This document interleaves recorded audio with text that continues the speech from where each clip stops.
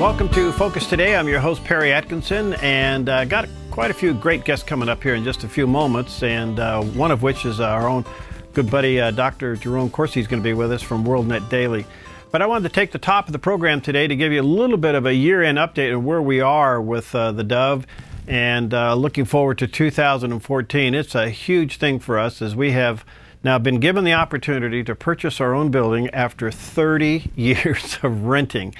And needless to say, we are thrilled beyond measure. We are so excited for how the Lord has provided for this in His time, because it's been a long journey for us to find the right place with all of the right things in it so that we could move in and create a new home for theDove, a permanent home. So we're pretty excited about that. And we don't take possession of the building until another week or so, and we're really excited as that comes about. It is located out at the Jackson County Airport, and it's a very unique facility. When you stop and think about it and look at it in detail, it's perfect for what we need to do with theDove and transferring that building into a broadcast facility. So we are very, very excited. And part of the preliminary work before any of the renovation can start is obviously upfront fees, building permits and things like that. Some architectural work has to be done, and some structural engineering has to be done. So we've been asking you to prayerfully consider to help us with a year-end gift. Our goal is about $75,000, and we're about 85% there. And we're very thankful for the many of you who've already responded. Thank you so very much. Some of you have come by, have stopped by. Some have gone online at theDove.us, and many of you have responded to a letter and sent it in. And I just want to say thank you. We don't take any of that for granted whatsoever. And I know in some cases it's even sacrificial. And I want to say thank you. You're helping us move to the next level of what God's called us to do in Christian media. And this facility is it's just a tool. That's what it is. It's a tool for us to do more, to produce more radio programming and television programming that will impact lives really all over the place. And one of the other things that it does, that it finally gives us the opportunity to really complete one of our visions, and that is to have an ongoing internship program for students to come in and learn media, learn broadcasting. So we're pretty excited about it, and we're asking you to prayerfully consider in the next day or two, you got today and tomorrow, if you could do a year-end gift for theDove to help us meet that goal, that would be great. Now, I mean this from the bottom of my heart. Don't take from your church, and don't take from any other ministry that the Lord has you involved in. If you're involved in other ministries who they themselves have their year-end goals, then you support them. But if the Lord is kind of nudging on you to help us, then only do what the Lord's telling you to do. I've always said when you support theDove, two things. Number one, that God's calling you to do it, and two, it's a joy for you to do it. And if those two things line up, then you contact us here at theDove and let us know. The amount, that's between you and the Lord. But we could certainly use your help, and if we can raise those funds up front, then within the next couple of weeks, we have a lot of work to do to get prepared and get ready for the renovation work, which we probably will take several months to complete before we can move in. It's a lot of work, and it is a big job. So pray for us. We have some hurdles in front of us, and in fact, today I have a big meeting concerning that project, so I ask for your prayers on that. But if you're feeling led to help us with a year-end gift, then just go to theDove.us, and right at the top of our page is a big red button that says Help Build theDove's New Home. You can support us online there. You can come on by. We'd love to see you and meet you. And or you can call us at 541-776-5368, or just send it in, whatever the Lord's leading you to do. But together, we are putting together the last-minute pieces to move forward on the full renovation. Now, the whole project, right around, you know, I'm no contractor here, but from what I have gathered so far, it's around $350,000 to $400,000 to renovate this building. We don't have to do anything to the outside. We just have to redo the inside and make television studios and radio studios. And as you can imagine, that's highly technical, and that's where a lot of those expenses come in. But pray for us, and if the Lord's leading you to help us, great. I got to tell you, everything that's been done here at theDove has been done as a result of your generosity and your involvement in this unique broadcast ministry. We have some other announcements that we'll be making after the first of the year of some significant things that will be taking place this next year that are just remarkable. It's just amazing what God is doing with the Dove, and how He's using it on YouTube, through the internet, through Roku, through the 4 FM stations, the 6 translators, the UHF station, the content that's going out, and the Lord is connecting that content with somebody who is in need at the right time. And of course, the Word for You Today devotional. The combination of all those things is impacting lives like we've never, ever experienced before. And because of you, it's happening every day. And I just want to say thank you. So if you feel led, give us a call at 541-776-5368. If it's easier for you, go right to the Dove website at theDove.us, and right at the top you'll see a big red button. You can say help build the Dove new home, or you can come on by. We'd love to see you and meet you, but only do what the Lord is leading you to do. And thank you for supporting us. Thank you for believing in what we do, and thank you for praying for us. I can't tell you how much that means, especially over the next several weeks. We have a lot of hurdles to get over to get ready to do the renovation itself. So we covered your prayers in those areas as well. Thank you so much. All right, we'll take a quick break and we'll come right back.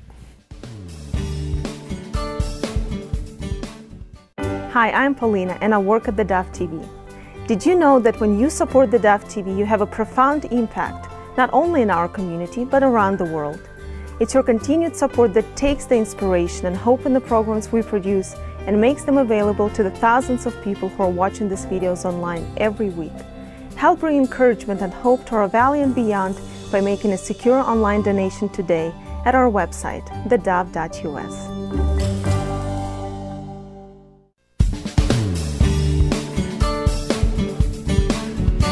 Well, as we head into this new year, what do you think Jesus meant when He said, minister to the least of these? You know, down in the trenches, down where a lot of people don't go, and yet a lot of people are.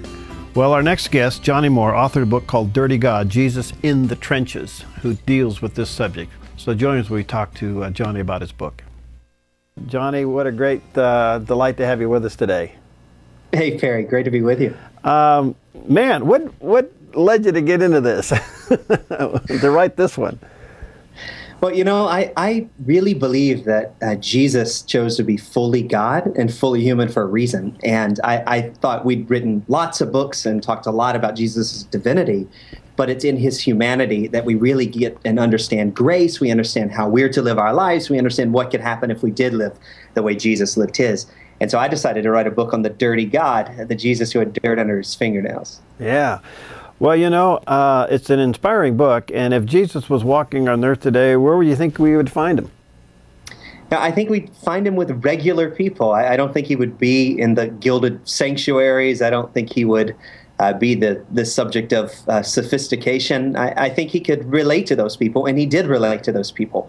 But I think we find in the Bible, and we would find in our day today, a Jesus that does everything He can to relate to the rest of us. And, you know, Jesus chose to be born in the city He was born in. He chose to live the life He lived. He chose to be in a village of 400 people. He chose to be on earth, at least, a carpenter's son.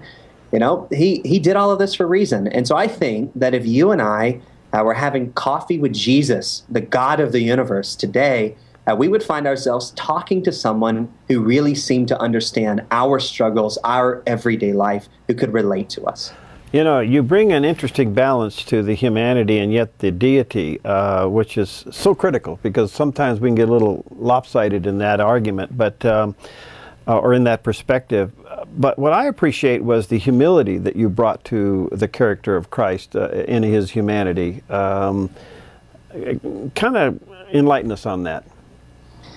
You know, I guess if all of us were the God of the universe, we would probably spend a lot of time brandishing our power, right? I mean, if I were Jesus, sometimes I joke, you know, I would be like playing soccer on the Sea of Galilee. I'd be, you know, showing up in the middle of the night in Herod's house and playing tricks on him. I mean, I would be like, I mean, when I came, I would come with like lightning and fireworks, but not Jesus. I mean, the greatest miracle, I think, in the Bible isn't Jesus raising from the dead. I mean, that's, with being careful not to sound like a heretic. I mean, that's a great miracle, but that's an expected miracle. That's what God does.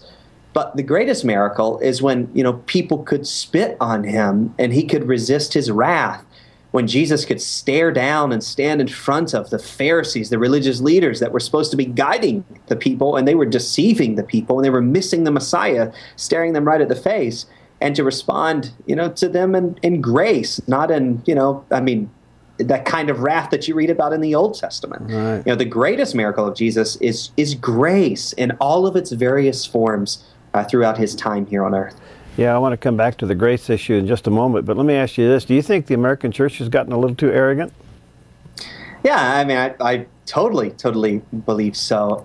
I think many times in the United States, I mean, because we're largely a Christian nation, perhaps decreasingly so, but lots of people feel like we're somehow entitled to God's attention. And what we have to understand is that God's attention always comes out of God's kindness. And he's very kind and he gives us lots of attention. But just because we can, boldly walk into the throne of grace in our time of need doesn't mean that we should barge in like we own the place. Well, it's interesting. While we're arguing among ourselves who has the truth and who doesn't, most of humanity is falling through the cracks. Yeah, that's true. And, we have a responsibility to be to others what Jesus has been to us as individual Christians. We're to follow him and we're to tell others about him. And that's one of the reasons why I wrote Dirty God, to capture the image of the Jesus that we could relate to more. And I think that's interesting. Jesus didn't come like the Greco-Roman gods with perfect physiques, with great and grandiose temples. I mean, he came like a human being for a reason. And having gotten that grace from him, that kindness, we ought to give it to the world. Let's go back to the grace issue because it's so important. And how would you define it? Grace is God's kindness in its various forms. And so in its greatest form of him forgiving all of our sins at the cross, and in its simple form, like when he had patience with Peter over and over and over again, because he saw in Peter not who Peter was, but who Peter could become. All right. Dirty God is, in looking through it, it appears to me this also could be used as an evangelistic tool. Yeah, absolutely, because it shows a non-typical Jesus. Lots of people do not believe in Jesus because they confuse the culture of the church, the way you have to, a lot of like people that aren't believers, feel uncomfortable going into churches because it's a culture. You have to dress a certain way, you have to act a certain way, you have to know when to stand up, when to sit down. Some people know the song, some people don't. But what we find in this book, Dirty God, is I've really emphasized the Jesus that you can relate to where you are, the Jesus that's concerned about you, that has kindness for you as an individual. And so maybe you've heard about Jesus your entire life, but maybe you haven't quite seen this side of him. You use a lot of stories, Johnny, in the book, which are just really terrific. Give us a couple quickly. Yeah, I open the book by talking about an experience I had in India, where I'm a student of religions. I have 2 degrees in religion. I teach religion, and I've visited lots of the holiest places around the world in teaching and in studying. And I was at this particular shrine where I showed up there. It's a Sufi shrine in India, the holiest Sufi shrine, Sufis are mystic Muslims. And I remembered seeing this old lady, maybe in her 90s, very wrinkled face, begging and pleading outside the shrine of this deceased saint. He died in the 13th century, with her fingers held tight on the side of this grate next to the shrine. And I couldn't understand her language, but she was praying and she was pleading for her God to pay attention to her, just pleading with all of her might. And, it hit me when I was thinking about that story and when I was writing Dirty God, that the one thing that makes Jesus different from every other idea of God in all of history is that every other idea of God has you banging and clanging and pleading and praying to try to get God's attention. Right. But the story of Jesus is God is concerned about us as individuals, and we don't have to climb up to him. He's come down to us. And so the book's filled with my experiences around the world, going to leper colonies, visiting peculiar and interesting people around the world, and seeing God do really remarkable things through everyday people. You know, on the other hand, we've never seen such a division and whose God is the one true God as it's being played out today in all cultures. And yet that provides the great opportunity for the Great Commission to be accomplished, especially in this day in which we live. And here at the Dove with radio and television, it's amazing to me how many people are crying out for help. And these are believers. So we're in a really interesting time in world religion history, and yet it provides the opportunity for the gospel. Do you see it that way? I do. You know, the last chapter of the book, I talk about what could happen if Christians around the world started living this lifestyle of grace. I mean, you don't have to hang around me very, very long here at Liberty University to know that I really believe that this is the generation with the greatest potential to complete the Great Commission, and I believe they'll do it. I mean, I was just the other day with 65,000 college students in the Georgia Dome in Atlanta. I mean, at Liberty University, we have nearly 100,000 students, and we're a blatantly evangelical university. We believe the Bible is the Word of God, and Jesus is the Son of God, and He saved the world. And so I'm a huge optimist when it comes to what could happen in this generation. And actually, that's the real reason, I think the overarching reason why I wrote the book, because I believe grace is something that's both gotten and something that's given. And we live in a hyper-religious world. Atheism is not growing statistically. Right. What is growing is religion. It's a matter of which way leads the right way. And I think Jesus is really unique. And yet we're not changing the culture very fast. It doesn't appear, at least, Johnny, that we're impacting the culture. What do you say about that? You know, I think Jesus works in strange and mysterious ways, and I think the news media and lots of people can tell the story in the way they want to tell the story. Right. But when you're in the trenches, and the subtitle of this book is Jesus is in the trenches, and to some degree I'm in the trenches. There a few people in the country that interact with more college students probably than I do, just serving here at Liberty University, and I'm seeing amazing things all around the world. And so despite what might be floating to the surface in culture, I think this is a Saul Paul generation. I think there's very little in between. And when they get it, and lots of people are getting it. And there seems to be a growth in Christianity among the younger people. If I could say the millennials and above a little bit, there seems to be a real turn towards Christ.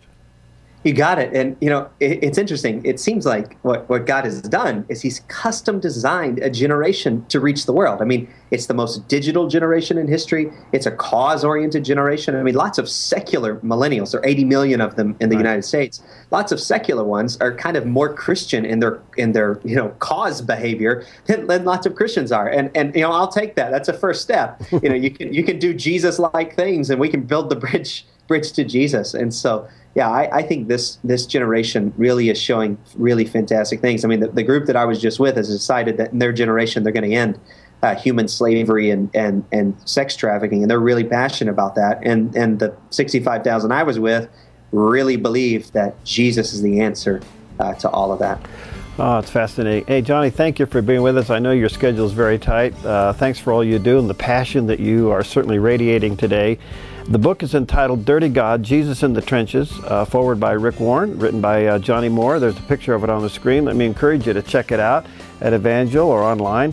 It's put out by Thomas Nelson. Thank you, Johnny. We'll have you back. Keep up the fight, man. I just love your spirit. Oh, thank you for having me. Let's do this thing. All right, check it out, Dirty God. All right. Hey, coming up next, we are really honored, especially with this busy schedule that he keeps, to have Dr. Jerome Corsi with us from WorldNet Daily, and we'll be talking to him next here on Focus Today.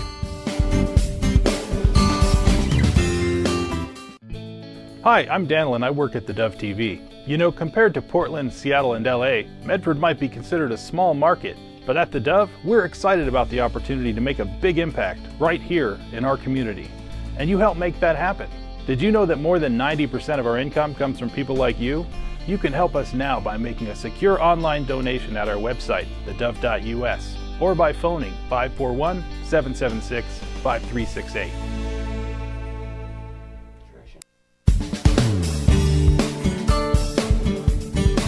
Well, welcome back, and I am delighted and quite frankly honored to have his time. Dr. Jerome Corsi is with us today, and he's a WorldNet Daily senior staff reporter, and you perhaps have caught some of his books, and we value the relationship that we have with him, the time that he gives us. And what caught my attention, and the reason I wanted to have him on today, his last 3 articles, they're all great. You ought to check them out at WorldNet Daily. Healthcare.gov can't verify Obama's identity.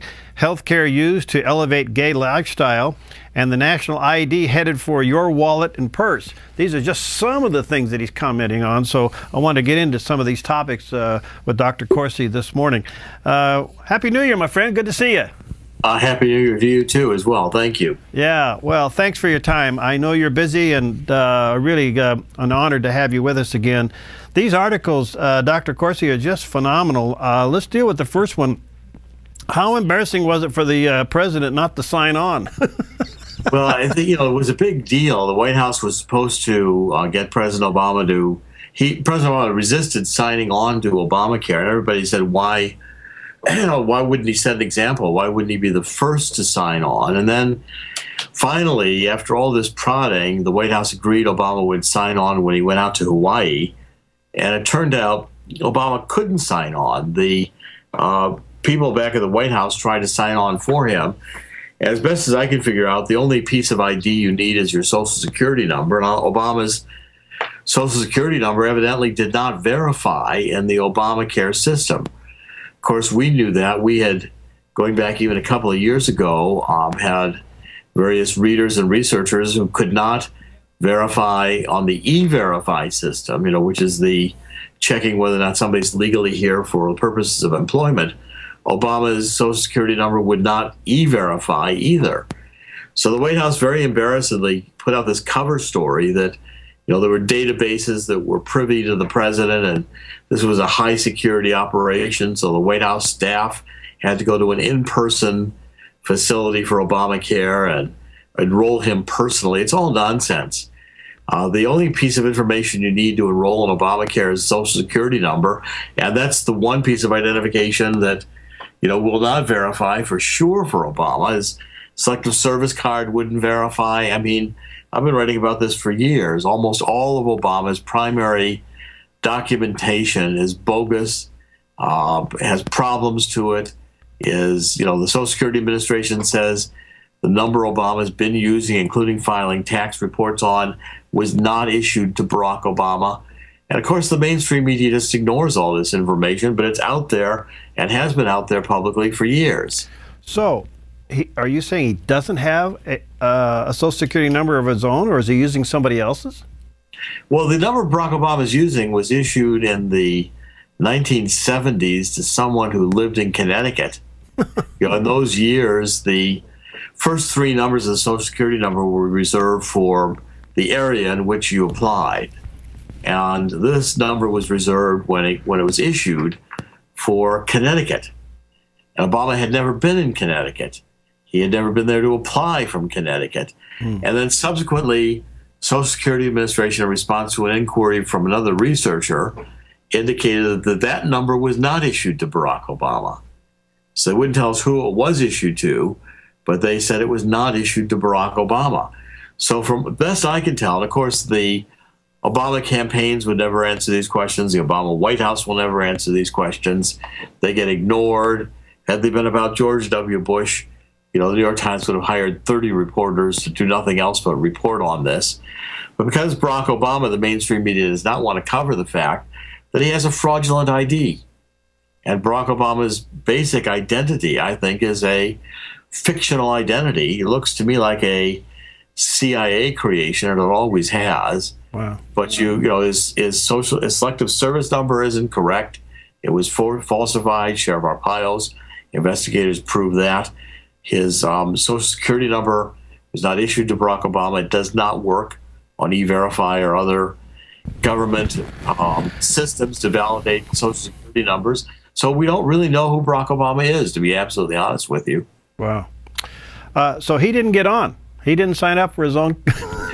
Well, I'm sure they figured out one way or another to get him on and bypass the fraudulent Social Security. He also files taxes under this Social Security number. So, the government's been accepting it. It just was not issued to Barack Obama, and there's no way it was his number to begin with. Wow. Unbelievable. Absolutely. It's just astounding. Well, we've watched this Obamacare just implode in so many ways. There's rumors now that they're thinking about hiring a CEO to manage this mess. Well, they can hire whoever they want. They're not going to fix this mess. This mess is a disaster. I mean, it was never designed to work. It was designed to fail. The whole construction of Obamacare is a political agenda, and it's all designed to redistribute the costs of health care, not so that the poor are given health care. That does not seem to be the major objective here. The major objective, as far as I can figure out, the only really, the poor have health care costs and needs that are, somewhat dissimilar from the population because they don't get as good housing, they don't get as good nutrition, etc. But in general, the poor are suffering basically the same rough assortments of illnesses the rest of the population does. And the poor have always been able to get medical care going into emergency rooms, or Medicare is designed for the elderly, but Medicaid is designed for the poor. I mean, you can expand Medicaid to achieve all the purposes of helping the poor, but in fact, Medicaid was cut under Obamacare. The exceptional population with health care needs, the only one really, except for, maybe people who drink too much or smoke too much or are obese. Then the next category is going to be gays, HIV, the LGBT health lifestyle. And the more I've researched it over the years, I wrote 3 articles on this. The really exceptional cost, AIDS, HIV, is still primarily contacted by men having sex with men. And the second way is heterosexual women who are infected by bisexual male partners who they did not realize had homosexual activity. Intravenous drug users are there, but they're a very small proportion. And this whole problem of HIV/AIDS is disproportionately acute in the African American community. There's about 1 million people who have AIDS right now diagnosed in the United States. A vast proportion of them LGBT lifestyle. And the medical care can cost up to $500,000 a year. You're going to spend a minimum of $30,000 or $40,000 a year just for the treatments to keep someone with HIV infection alive, and probably extending their life for 20 years is going to cost about $1 million. Now that cost has got to be borne somewhere, and looking at the Obama campaign, what really caught me on this was all the efforts the Obama people were making to enroll LGBTs. I mean, there are White House conferences, White House press releases, the White House supporting this group out to enroll. I mean, the White House has made a major push in the LGBT community to get LGBT enrolled in health care. And when you look at the fact you can't any longer underwrite by risk, so you can't ask of someone what their lifestyle is, you can't know if they have AIDS as a pre-existing condition. So health insurance companies know they're going to get hit by X number of people who are going to have HIV/AIDS, and they're just going to have to pay for it. And that's, again, one of the reasons to raise the cost of health insurance for everyone, to make it distributed across the population, so the private health companies paying for the HIV infected, AIDS-infected people who enroll with them are going to have the cash to pay these very expensive treatments and distribute it across the population of other people, healthier people that they're serving. Wow, I remember earlier on where the argument was on municipalities, maybe even small cities and towns that were self-insuring, and then here comes the AIDS issue, and they realized on a self-insuring basis they couldn't afford an employee who got it. Well, in fact, if you look back in the history when the AIDS epidemic first started, a lot of health insurance companies who got hit by it unexpectedly. No one had known anything about AIDS prior to really 70s and 80s was when the consciousness of AIDS began to develop. Many insurance companies, like health insurers, went out of the business. They just simply priced themselves so high that no one could afford their insurance. And in fact, this is one of the other problems you've got now with Obamacare, because, again, trying to force the population as a whole to pay for AIDS medical care treatment and HIV has pushed the cost of this health insurance sky high, so that even the HIV community, the LGBT community, which is prone to this disease, is not signing up because they can't afford these high premiums. So even having gone to all this trouble to design the policy, the non-infected HIV/AIDS but at-risk population in the LGBT community can't afford the coverage. So it's really not achieving the purpose even the Obama administration thought it would. They thought, all the LGBTs would sign up because suddenly they can't get asked about lifestyle. Nobody can know if they're, practicing sexual behaviors that might induce them to get AIDS or HIV. And so therefore they would just flock to getting the insurance while they could. Well, it hasn't happened.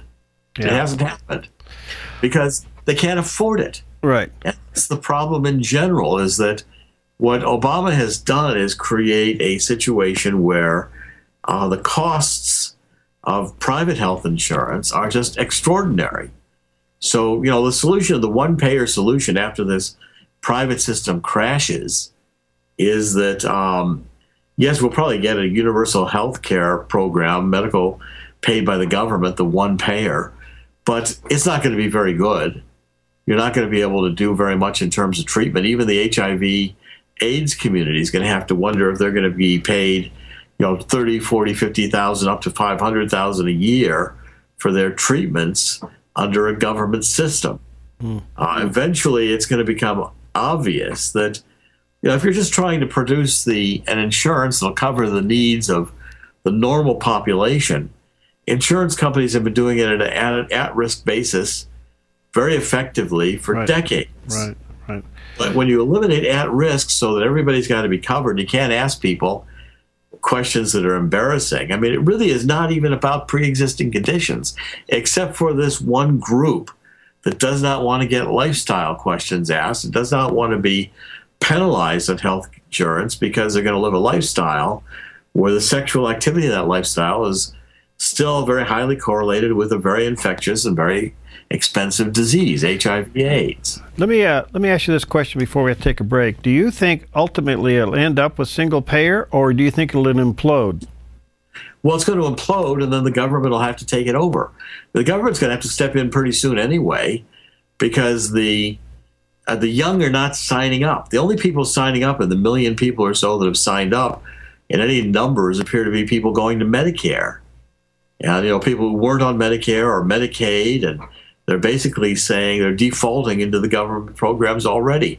Now, when the private health insurers realize that they got far fewer applicants than they'd expected, and that probably a good proportion of those did have pre-existing conditions of one kind or another, they got an adverse risk pool, which is going to be very expensive to provide care for, and they won't be able to do it, private health insurance companies, unless the government just gives them massive subsidies.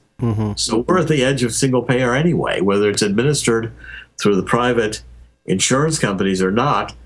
Unless massive numbers of healthy people paid very high premiums for health insurance they don't need, the system wouldn't work.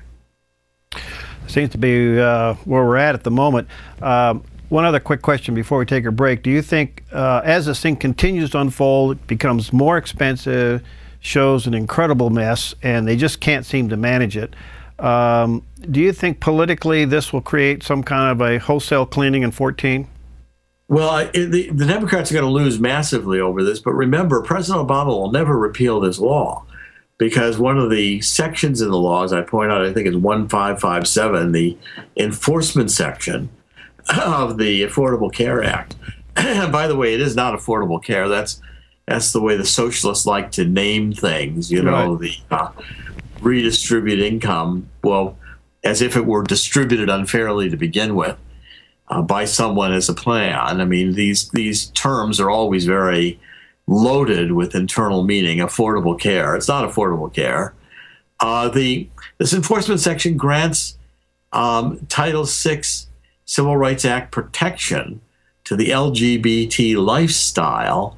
First time it really grants constitutional protection of any kind or other to deviant, or what we used to consider deviant, now just a wide range of LGBT same-sex marriage, will be protected. You'll have a right to transgender. Your sexual preference and your orientation are going to be considered under the law. Currently, it is law. Regulations are being promulgated now. We've already done it. Cross the threshold that these various sexual lifestyles are as constitutionally protected as discrimination against age, or discrimination against male, female, or discrimination against race. So now we've added sexual orientation cannot be constitutionally cannot be discriminated against, so that transgender whatever has a right to whatever medical care they want.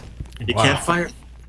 All right, let me take a break. When we come back, you can think about this. Has the president, from the day he signed the bill to where the bill is today, has he changed it? And is that potentially a violation of the Constitution, i.e. an impeachable act? We'll be back with Dr. Jerome Corsi in just a moment.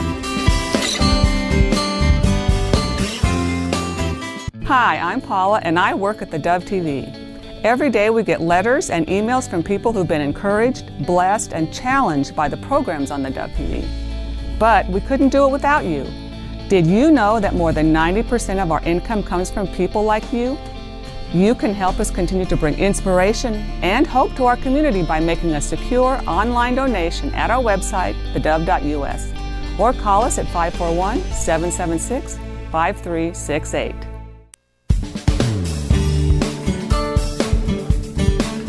Okay, we're back, and our special guest today is Dr. Jerome Corsi, and he's a senior staff reporter with WorldNet Daily, WND, and let me encourage you to go to their website and read his articles and subscribe. He's in a series right now concerning Obamacare, and in particular, how Obamacare is used now to elevate the gay lifestyle, and he's been giving us that information. And Dr. Corsi, as we were going to the break, I asked you the question, or at least, planted the thought in your head. There's two questions that come here. Is the bill today the same bill in detail that was signed when the president first signed it? Absolutely not. President Obama has modified this bill by executive order any number of times, changing mandates, changing dates. By the way, all of which is unconstitutional. The president does not have the authority to modify laws passed by Congress. He has the authority only to enforce those laws. And of course, the Obama administration here and otherwise only selectively enforces the laws they want to enforce. And here with Obamacare even modifies the laws, which clearly is a impeachable offense. Now, whether Congress will have the political will to do anything about it, I doubt. I think Barack Obama will just get another pass on this like he does everything else. All right. There was a DNC put out an email over the weekend that had the word impeachment on it, basically saying as a fear tactic, we need to get Democrats elected in 2014 so that the Republicans won't impeach them. I don't think the Republicans have the fortitude to do anything that courageous, but it appears that is certainly on the minds of some people. Well, it's certainly a good campaign technique for the Democrats. They don't have much left. I mean, this Obamacare is a disaster. Millions of people have lost their insurance. When people show up at their doctors starting on January 1st or 2nd, they don't know what care they're going to get. People are going to be turned away. They're going to have to pay bills. I mean, this is going to be a nightmare for the next, I don't know how long, maybe forever. But the healthcare system is just completely in shambles. And the Democrats know that the cost of this, even if the president won't be impeached, because, again, the Republicans are scared of their own shadows in Congress. The rhinos, the Republicans in name only, that currently are, I've written this extensively. I mean, as long as the Republican Party is a Me Too Democratic establishment party. Republican Party is going to have a very hard time winning back the presidency. And, of course, they don't want to be called racist. They don't want the New York Times to write anything nasty about them. They don't want to be shut out from the, the Christmas invitations at the White House and whatever. So there's very little courage these days in the Republican Party in Congress. And I have no real, I think the American people need to keep pushing it. I think the American people need to keep saying to, especially Tea Party loyalists, demanding that Republicans in Congress, like first the Tea Party loyalists will vote out the Democrats and then they'll vote out the Republicans. I mean, this is getting to be, Congress has a 16% approval rating. I continue to wonder why it's so high. But Obama's going to limp through the next few years. Obamacare, even if he does not get impeached, will certainly cripple his presidency. And then you've got other disasters on the horizon. The stock market bubble is certain to burst. Eventually, we're at, as long as we're in almost 60 months in a long bull market. That's about as long as these bull markets have tended to last. And when the stock market bubble bursts, it's going to be very painful for millions of Americans, including fixed income Americans who have their money in 401ks or IRAs invested in the stock market, including in mutual funds. At any rate, and other disasters on the horizon. Foreign policy is shambles. The Muslim Brotherhood has largely taken over the Middle East. Egypt's trying to throw out the Muslim Brotherhood, going to have criminal trials of President Morsi, in which Obama's brother, Hillary Clinton, are all going to be named as complicit in helping this now criminal organization, so designated in Egypt. And, of course, the American press won't cover much of what's said in Egypt about the Obamas. That'll be covered up as well for the American public. But as long as the American public gets their Obama phones, I guess everything's rosy. Do you think if there is a turnover in Congress and more Tea Party types are elected, they'll throw out Boehner? Well, I think Boehner is probably constantly on life support anyway. I mean, the next challenge is going to be what they're going to do with the debt ceiling. And my guess is Boehner's rapidly trying to figure out a way to cave on that before it even becomes a contest. Now Paul Ryan seems to be helping to engineer ways for Boehner to cave. I don't expect the Republicans to be able to stop the Democrats from spending. It's going to take the kind of crisis you're seeing in the European Union before there's any consciousness of austerity programs in the United States. I don't know how we're going to implement austerity programs. So many Americans are becoming increasingly dependent on government aid. We're going to see a test of that when unemployment insurance, the extension to 99 weeks runs out here. See if Congress has the will to keep that in place. My guess is if Congress does not keep pumping money out to an increasing percentage of Americans, you're going to have massive problems, social unrest and other problems in the United States. Look at the number of people who are on food stamps, the percentage of Americans who are on food stamps. Without pumping these Obama dollars into the economy and printing money and having the Federal Reserve buy it, this great Ponzi scheme eventually will collapse. And when it does, it's going to be very painful. Dr. Corsi, there appears to be a groundswell of a pushback, and maybe we saw a glimpse of it during the pushback on what happened to Phil Robertson, the Duck Dynasty, and the LGBT. Do you think that's got any momentum to it? It's the first time, I think, that you see the LGBT political lobby rebuked by the American public. And at some point, the pendulum always does swing.